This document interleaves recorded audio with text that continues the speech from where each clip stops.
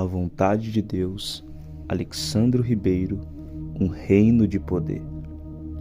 Muitas pessoas ficam preocupadas e aflitas para saberem qual é a vontade de Deus para a vida delas, como se Deus não tivesse nenhum plano, mas mal sabem que no seu espírito já tem um plano apontado, que cabe a nós compreendermos para viver esse plano. Porém, para isso acontecer, precisa que haja uma renovação de mente. Portanto, caros irmãos, rogo-vos, pelas misericórdias de Deus, que apresentei-vos o vosso corpo como um sacrifício vivo, santo e agradável a Deus, que é o vosso culto espiritual, e não vos moldeis ao sistema desse mundo, mas sedes transformados pela renovação da mente, para que possam experimentar qual seja a boa, perfeita e agradável vontade de Deus. Romanos, capítulo 2, verso 1 e 2. Quando Paulo se refere à mente, isto é, o intelecto natural, sedes transformados no original significa moldar, transfigurar, mudar de forma. Essa mente natural precisa ser transformada para entender qual seja a vontade de Deus, para que não venha ser como o mundo que anda segundo as intenções erradas de uma alma manipulada pelas vontades da carne. Porque na mente de Cristo, sua mente espiritual, está todo plano, perfeito e completo, pois ali o Espírito Santo e o reino de Deus reina e opera. Sendo assim, interrogado pelos fariseus sobre quando viria o reino de Deus, Jesus respondeu: o reino de Deus não virá com aparência exterior, nem dirão, está-lo aqui ou está-lo ali, pois o reino de Deus está dentro de vós. Lucas, capítulo 17, verso 20 e 21. No seu espírito, a maquete do plano está pronta e bem visível. Mas a mente humana não é possível entender, e por isso é necessário nascer de novo para adentrar nesse lugar, no reino, e entendermos as coisas do alto. Em resposta, Jesus declarou: digo a verdade, ninguém pode ver o reino de Deus se não nascer de novo. Perguntou Nicodemos: como alguém pode nascer sendo velho? É claro que não pode entrar pela segunda vez no ventre de sua mãe e renascer.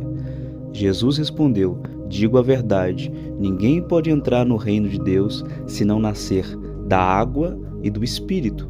O que é nascido da carne é carne, mas o que é nascido do Espírito é Espírito. João, capítulo 3, verso 3 ao 6. Sem o novo nascimento, não existe a mente espiritual, só a natural, que sempre tenta fazer tudo e sem o planejamento, o certo, para que venhamos entrar nessa vontade. Pai nosso que estás no céu, santificado seja o teu nome, venha o teu reino e seja feita a tua vontade. Mateus, capítulo 6, de verso 9 ao 10.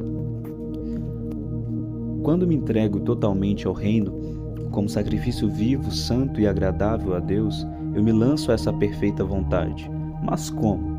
Renovando a sua mente natural, orando em línguas. Assim você consegue desmistificar os planos de Deus para a sua vida, que está na mente de Cristo, para a sua mente natural. Da mesma forma, o Espírito nos ajuda em nossas fraquezas, pois não sabemos orar, mas o próprio Espírito intercede por nós com gemidos inexprimíveis.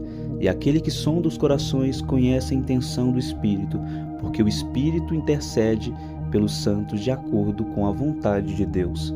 Romanos, capítulo 8, verso 26. Observe que o texto diz que aquele que sonda os corações sabe qual é a mente do Espírito. Ao nascer de novo, você recebeu um Espírito que tem a semelhança da mente de Cristo.